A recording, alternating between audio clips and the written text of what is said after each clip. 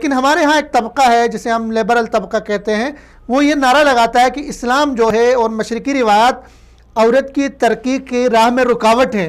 तो आप इसको किस नज़र से देखेंगे, क्या कहेंगे? क्या हमारी मशरकी रिवायात, हमारी इस्लामी तालीमात औरत के आगे बढ़ने में, तरक्की करने में वाकई रुकावट हैं? मेरे मोहतरम, ये बिल्कुल अपोजिट बात है।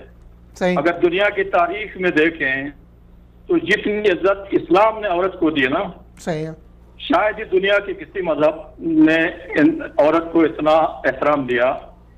एक माँ का खूबसूरत रिश्ता, बहन का खूबसूरत रिश्ता, बेटी का खूबसूरत रिश्ता और बीवी जैसा खूबसूरत रिश्ता, और इसकी कदरें और इसकी हदबंदियां अल्लाह रब्बुल इज्जत ने अपने प्यारे नबी हजरत मोहम्मद सल्लल्लाहु अलैहि वसल्लम के जरिए से जो औरत के लिए इज्जत और वफा बख्शी है ना, वो किसी मजहब में नहीं।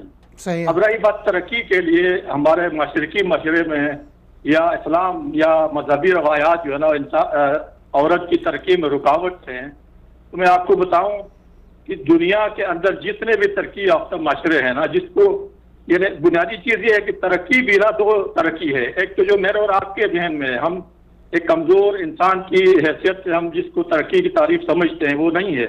यूरोप की चकाचौंध ये चीजें, औरत पूरे खानदान की बुनियाद है। सही है। माशरत की बुनियाद है, और उसकी बुनियाद अच्छी हो, वो तालीम और तरबियत वाली हो, हदूद कयूद वाली हो, तो पूरा एक खानदान अच्छा होता है। खानदान से माशरा बनता है, माशरत से मुल्क बनता है, और उसकी असरात पूरी दुनिया में होते हैं। सही है। अब इसके लिए मुख्तलिफ किस्म की मिसालें तारीख के अंदर बड़ी पड़ी हुई हैं। खवातीन की कुर्बानियां भी हैं, और ये ही एक जरिया है जो खवातीन माशरती तमाम मामलात में हिस्सेदार हैं, हदूद कयूद के अंदर रहते हुए माशरे की तरक्की में बहुत मुअय्यन साबित होती हैं।